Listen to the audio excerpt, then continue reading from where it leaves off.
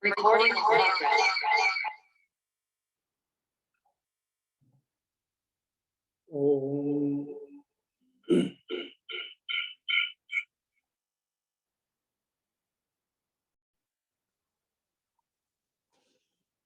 Om Sahana Vavato Sahanau Bhunakto Sah Viryam Karavavahai Tejasvinavadhitamastu ma vidvishavahai.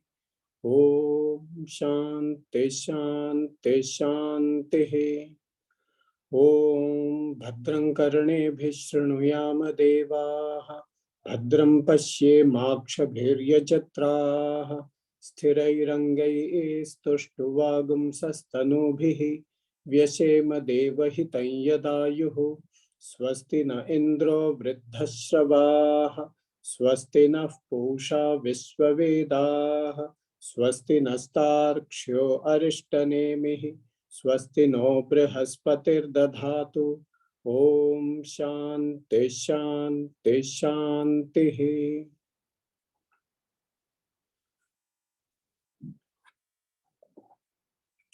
So this class is in response to a question that the Varna Ashrama Dharma, it is in a disarray, especially in countries in the West. And over and above that,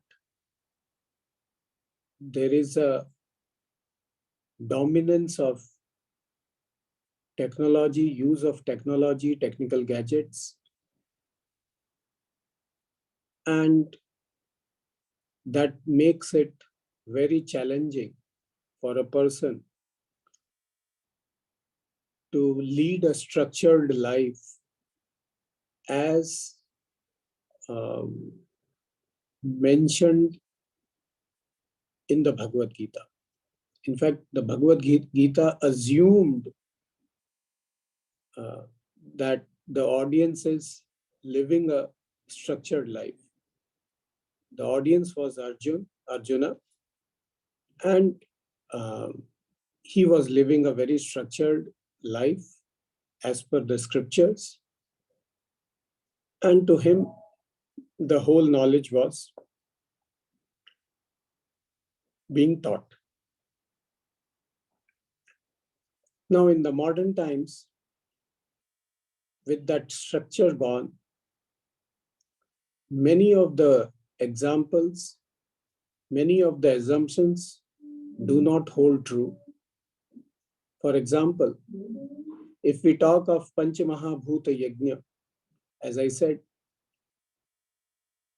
even my grandmother, when we switched over to gas stove, she found it so difficult to continue with those methods of offering some eatable in the Agni. Agni means in the fire. Because if you put anything in the gas stove directly, the burner will get clogged and there is a whole lot of problem. So those challenges we do face them, and then how to go about it. So that was the question. Now, let us understand one thing. Even the structured life which is mentioned in the Bhagavad Gita, or which is assumed in the Bhagavad Gita, was not that much structured even during those times. There were people who were violating those structures. That ecosystem was used to get challenged, and they used to deal with it. Still, largely, it was a structured society. Now, for example, suppose I am born in a Brahmin family, but my job demands that I leave my house at 7 a.m. and I do a job on a shop floor, standing almost 8 hours in a day. It does happen in India. And then I am too tired. So morning, since I have to leave early, I have no time for my Sandhya Vandanam, my morning prayers, etc. Afternoon, when I return back, I'm very tired. And so I am not able to do any of my rituals. Nothing I can do. So I blame that the modern society has forced me to come out of that structure. Well, that is one way of looking at things. But there are ways out. Before I get into this example further, okay, like I'm a Brahmana working on a shop floor, or I'm a Kshatriya working on a shop floor in a factory. How do I continue my dharma? It is just not possible. So it looks a very pertinent question, a valid question. And then the ecosystem around me doesn't support it. If the ecosystem is such, where others are able to do their rituals and all, then I can as well participate with them. Things are much easier. But when the ecosystem doesn't exist, I am alone. Either I do or I don't do anything. Then it becomes really, really difficult. And finally, I give up. So I'll show you one video and then we will talk back on this. I'll be sharing this video.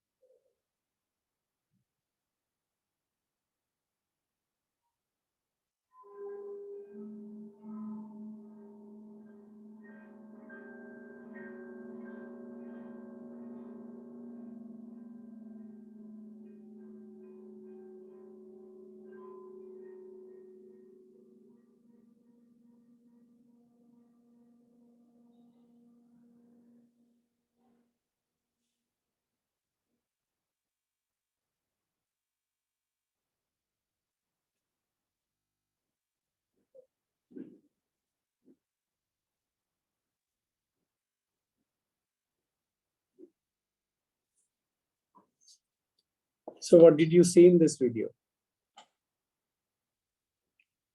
A chaotic pattern of particles on on a round table which didn't make any sense. But as soon as an instrument of particular frequency started working on the table, the chaotic pattern turned into an organized pattern. Okay? Got it? Now, this video, just recently I got from some source. And it just immediately struck me when I read the question sent in the group, that how in a chaos a structure can be formed. If I know the spirit behind the structure which was there, and I keep working on that spirit part, keep following the basic dharma rules, and keep being prayerful, I keep doing things, we will find that gradually a, a pattern will emerge. A convenient ecosystem will start emerging out of a chaotic ecosystem. Only thing is,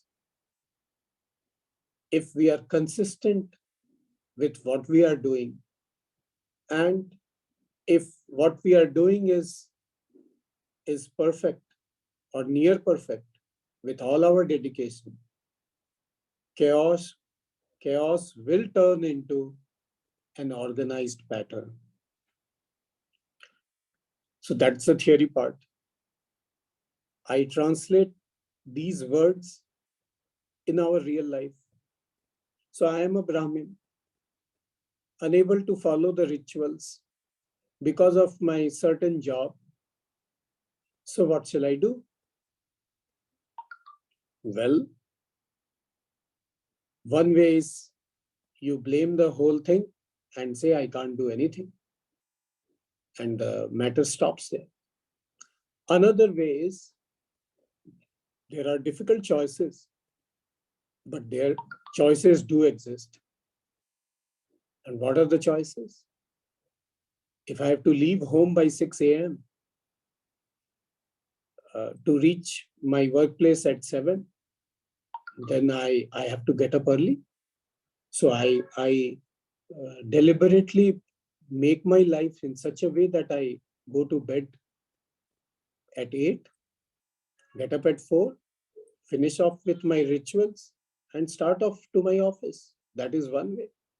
Another way is I come back home from my workplace, and then I rest a bit, and then I get up. And if I cannot do morning sandhya, I do my evening sandhya, sandhya vandanam. Sandhya vandanam is a formal way of reciting the Gayatri mantra, offering water to the sun. So that is sandhya vandanam. So I can still do it. It is difficult, no doubt, but then it is possible. And not only I do it, I try to gather more people who face similar problems, form a group, and try to, we each one of us try to help the other person, motivate the other person, and form an ecosystem. So I don't give up my job.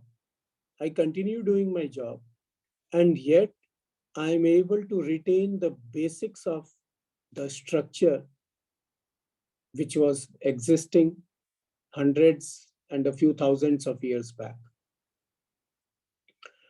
I'll give you another example. How many of you have heard of Dr. C.V. Raman? I'm sure almost all of you. So C.V. Raman was the first Nobel Prize winner in India, first scientist who won the Nobel Prize in the year 1930, if I'm not wrong. And that time, India was not even independent. We were British subjects. And so getting a Nobel Prize was, in many ways, all the more difficult because the recommendation will not start from within the country. Forget about its reaching to the Nobel committee there. But somehow it was done. Now, this Nobel Prize winner, C.V. Raman, do you know what was his profession? He joined as an assistant accountant general in the British government. So where is the job of accountant general and where is the job of a physicist? Totally different things. But then 9 to 5, 9 a.m. to 5 p.m. He was assistant accountant general. And then night 8 p.m. to 12 a.m. or even 1 a.m., he was a physicist. So he continued his passion of physics along with his job. Job was for his earning. Physics was his passion.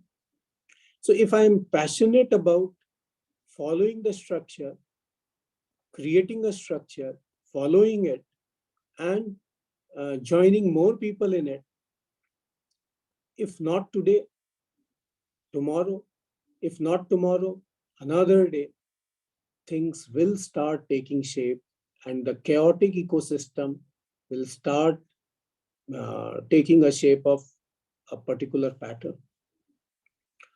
I must here recall the contributions of many of the monks, many of the saints from India who went abroad before independence using ships on this from seashore to seashore, traveling on ships. And that time, India was not that well recognized. Even Swami Vivekananda, you can take Prabhupada. In such difficult situations, he spread the word of Krishna. I'm not promoting either of the persons. That is not the purpose. The purpose is to take an example from it, that they faced all odds and then established something which is now respected. Do you know one thing? Even in India, keeping a tuft, a choti, okay, on the head used to be ridiculed during my childhood. I remember it very well. Thanks to ISKCON, this became a respectable fashion. And the one who was keeping a tuft, anybody, started getting respect. How did it happen? Not overnight. It happened because there were people behind it with conviction and with dedication who worked on it, who continued with it, who had that conviction that we will do it, and they did it. For some, during their lifetime itself, the results started coming. For some others, after their death, the results started coming. But the results do come. So it is like a startup. You see, startups, you all understand. Startup versus a well-established company. In a well-established company, the whole ecosystem is set. There are different departments. There is a HR department, there is a finance department, and then there is a marketing department, then there is engineering department, there is a publicity department. So many things are there. All departments are there and different departments do their function, and everything is structured and things get done very easily. But in a startup, the same person is HR person. He or she is the manufacturing head also. He or she also is the marketing head. He or she is also the finance head. Everything on one shoulder. And that's why things are all haphazard. Things are in the chaotic form. But then that's how startups start. Because funds are less. We don't know whether things will succeed or not. And yet we have to continue. So they continue. And gradually, things start taking shape. Fund starts coming either through revenue generation or through investments, and a company starts taking a shape. That's how things work. So yes, and that in fact, this reminds us a well-established ecosystem should not be taken for granted, because when that withers out, one has to work so hard to bring it back in order. So in India, still that ecosystem is existing, where Varnashrama structure is somewhat available. It's not It has not become extinct. But there are places where it is extinct. It is not there. So then the struggle is even more. And there is a lot of work. One has to understand behind this structure of Varna Ashrama, what is the spirit? What was the philosophy? And then we continue with the same spirit and philosophy. And we change the forms which suits the particular geography, particular time, space, and then work upon it. So the responsibility increases manifold. It is like, I tell you, settling a new city or even a new village. An established village will have a locksmith and a plumber and a grinding machine where you can grind your atta, dal, rice, etc. And it will also have saloons and whatever is needed in everyday life. Why? Because it got gathered over decades and centuries. But if you establish a new village, then you don't have so many things. You don't have a barber, you don't have a potter, you don't have a locksmith, you don't have a plumber, you don't have so many things. Then how do you do it? Well, continue with the life. Gradually people will gather and things will take shape. It's a difficult thing, of course. Who says it is not? But if we give up, then we don't gain anything and nothing moves, nothing happens. But if we keep trying, keep doing with prayers, help will start pouring in.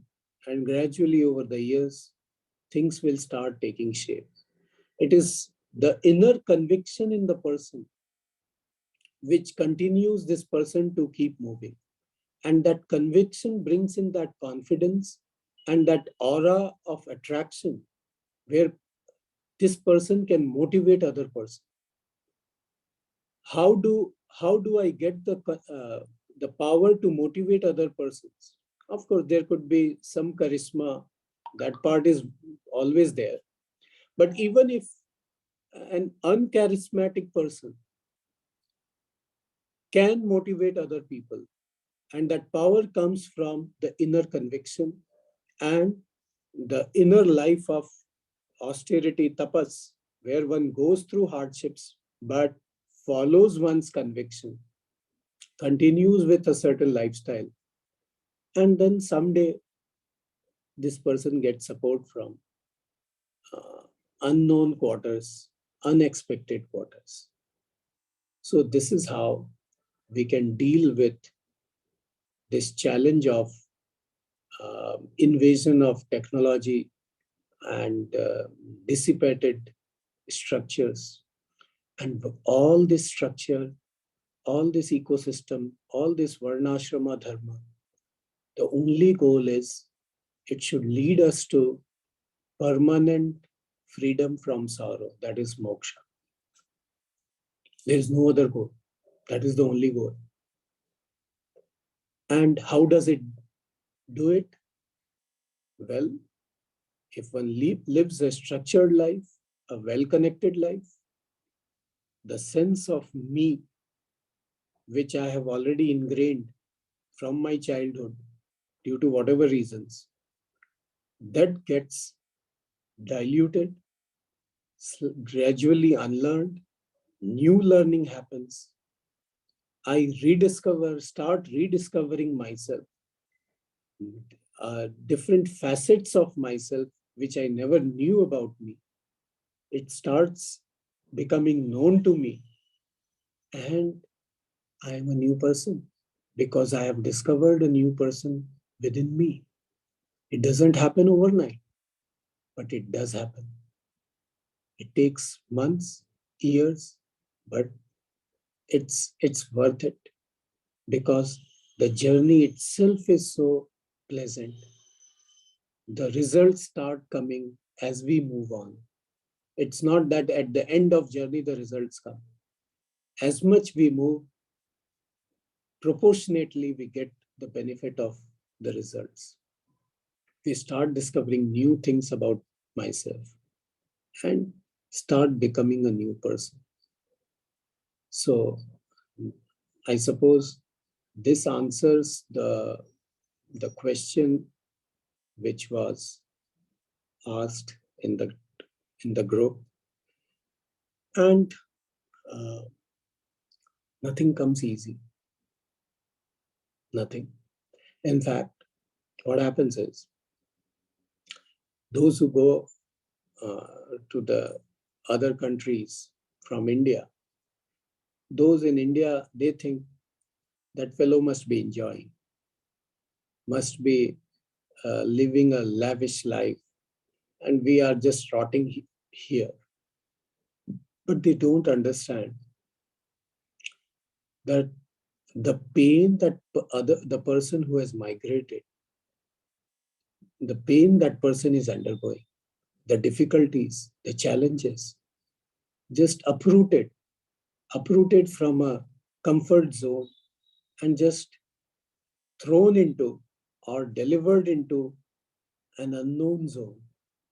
So it is the sense of loneliness, some sense of fear, some sense of frustration, some sense of helplessness. So many emotions come up altogether. At least in the present times, the communication system has become very cheap. So one can share one's feelings and um, lighten one's heart. But there were times when making a call from abroad used to cost a lot.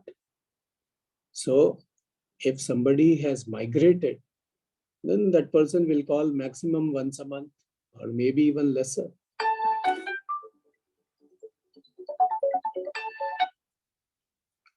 Maybe even lesser. And so then that person has to deal with the whole thing himself or herself. And that was really challenging. Even with all the communication system, etc., getting adjusted to new systems is challenging. And at times, if you believe in a particular ecosystem, a particular philosophy, and then you are transported into a different region with totally different ecosystem and totally different philosophy, then you don't know how to deal with it, how to answer it, or how to protect your own belief system. That is the time when one has to put efforts in learning the whole thing, learning the spirit behind it, and how to modify the structure to suit the new geography. And that is what is needed. One has to do it. And as much as one does, that much one reaps the benefit. Now, we will look into the one shloka which we left last time.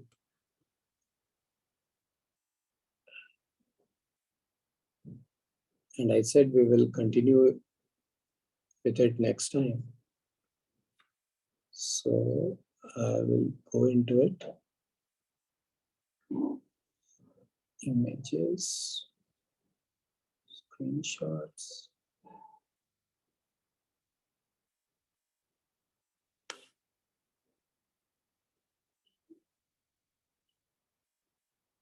Yeah, this 19th shloka.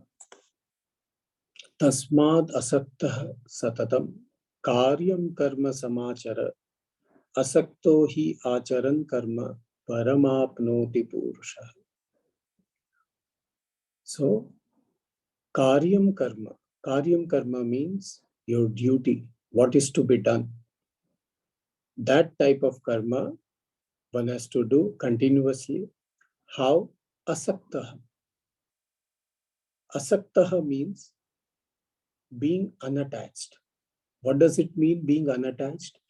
Being unattached to the results of those actions as a beneficiary. That is the full meaning of being unattached. Otherwise, how can you perform action being unattached? So I am not attached as a beneficiary to the results of the action. That is the unattachment we are talking about. And when one does that karma in that way, that addiction to getting something back, that beggarliness within me, I must get something. Always, I do something, for some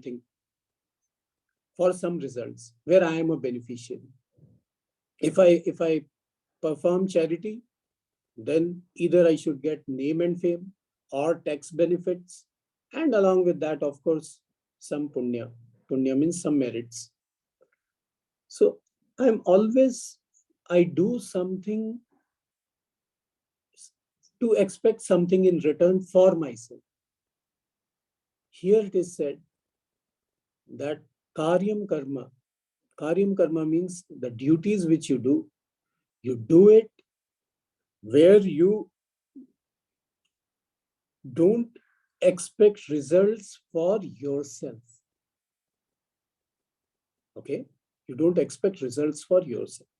So I do my Sandhya Vandanam, I do my prayers, or I do my some rituals, or I do some community service, or I do some charity, or I do some other activities, even the like feeding a poor or somebody. And in return, what do I expect? Nothing. Nothing for myself. When I start doing it, suddenly I feel an inner lightness. That gives me an inner space to examine myself and my basic assumption that I am this body. And if the body is good, I am good. If body is not good, I am not good. If somebody is praising the body, I am being praised. If somebody is criticizing this body, I am being criticized. All these problems come up. So aham shariram. Aham shariram becomes, aham shariram means I am this body.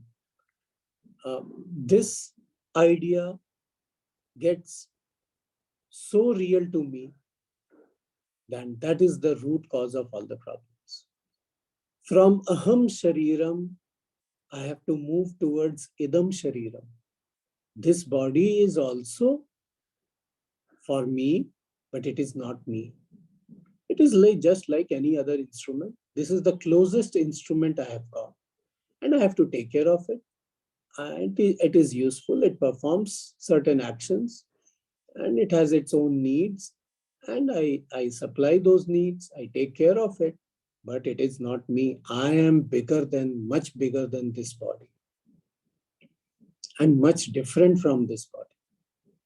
This shift in understanding is the main goal of this entire structure of Varna, Ashrama, all the drama, dance, and all Nautanki. Nautanki is a North Indian word. Nautanki means drama. Okay, so all this drama is just to achieve this. And if one does perform actions with that spirit of unattachment, and just as a duty, a sense of duty, then someday or the other one reaches that frame of mind where understanding takes place that I am not this body. And that is the only basic and the most fundamental way of freeing oneself permanently from sorrow. All other methods of freeing oneself from sorrow have limited time span. They are effective, and then gradually it withers away. Then we have to find some other method. then some other method, then some other method. They are not lasting solutions. The lasting solution is I rediscover myself not as a body, but something who is the owner of the body, who is the inner dweller of the body, and who is also outside this body, and who is everywhere, and who is in all the bodies. That discovery itself frees me from my sorrow. If I am identified with the body and I consider myself as a body only, then there is no permanent solution. So this structure is meant to make that shift gradually without putting too much pressure on me. So that is the spirit behind the whole Varna Ashrama, Dharma, and the ecosystem. Once we understand it, it becomes easy to find solutions. And then if you have more practical questions and specific questions, case studies, please share with me and I'll answer it how things can be managed. It's not that things are unmanageable. Something always can be done. Not the best the way of doing things, but if not the best way, the second best or the third best or the nth best way of doing things always exist. And that is what is required. That's all. Thank you. Om Purnamada Purnamidam Purnat Purnamudachyate Purnasya Purnamadaya Purnameva Vasishyate. Om Shanti Shanti Shanti. Harihi Om Shri Gurubhyo Namaha. Harihi Om.